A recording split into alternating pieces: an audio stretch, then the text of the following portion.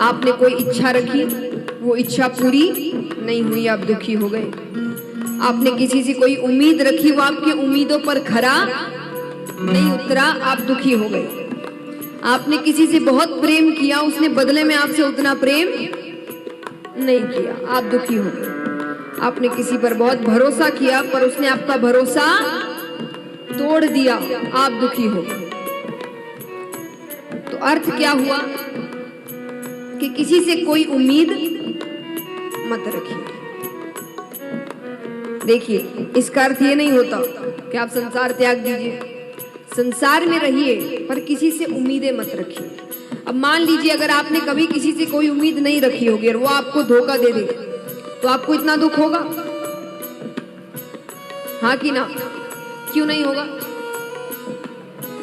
उम्मीद ही नहीं थी। सोचिए आपके जवाब में कितनी खुशी है कि वो आपसे अगर कुछ कहे भी, भाई मुझसे ऐसा ऐसा हो गया, तो आपके मन में होगा तो मैंने उम्मीद रखी भी नहीं थी, मैंने तुमसे कोई उम्मीद रखी भी नहीं थी। जीवन कितना आसान हो जाएगा।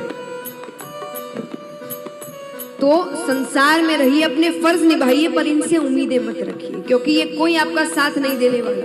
एक भी व्यक्ति, जीवन में हर व्यक्ति आपको एक ना एक बार तो धोखा देगा, हर व्यक्ति। अब वो कभी कभी धोखा कार्यों के माध्यम से हो जाता है, और कभी कभी किसी का जीवन धोखा दे जाता है कि आपने किसी से बहुत प्रेम कर लिया और उसका बुलावा आ गया, अब आप रह नहीं पा रहे, उसके जीवन ने धोखा दे दिया। तो अर्थ है कि धोखा तो होगा, वो तो जरूर मिलेगा। तो इसीलिए संसार में रहिए, परिवार में रहिए, पर आशा किससे रखे? सच मायने में रिश्ता किससे रखे? जो कभी धोखा नहीं देता। भक्त कहते हैं,